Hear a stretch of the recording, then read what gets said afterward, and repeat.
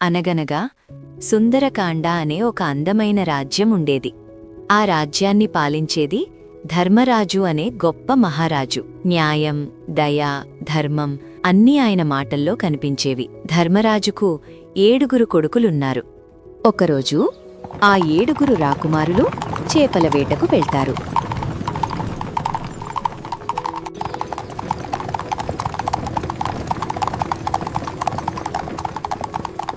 వాళ్లంతా కలిసి నదిలో గేళాలు వేస్తారు. ఆ 7 రాకుమారులు ఒక్కొక్కరు ఒక్కొక్క చేపను పట్టుకున్నారు. అలా మొత్తం 7 రాకుమారులు 7 చేపలను పట్టుకున్నారు. చేపలను తీసుకొని తిరిగి రాజభవనానికి వెళ్ళిపోయారు.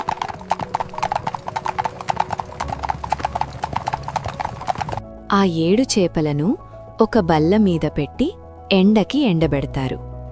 కొంతసేపటి తర్వాత ఆ ఎండపెట్టిన చేపలలో 6 చేపలు ఎండిపోతాయి. కాని ఒక చేప మాత్రం ఎండదు. అది చూసిన చిన్న యువరాజు ఏడుస్తూ ఉంటాడు.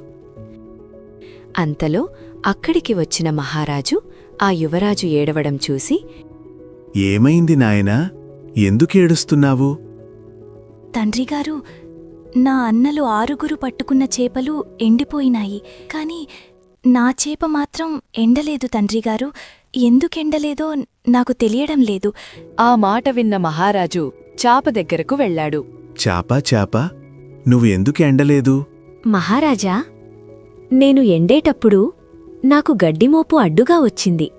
అందుకే మహారాజా, నేను ఎండలేకపోయాను. వెంటనే మహారాజు గడ్డిమోపు దగ్గరకు వచ్చాడు. గడ్డిమోపు, చాప ఎండేటప్పుడు నువ్వెందుకు అడ్డమొచ్చావు? మహారాజా, ఈరోజు నన్ను ఆవు తినలేదు. అందుకే నేను చేపకి అడ్డుగా వచ్చాను. గడ్డిమోపు చెప్పిన మాట విని మహారాజు ఆవు దగ్గరకు వెళ్లాడు.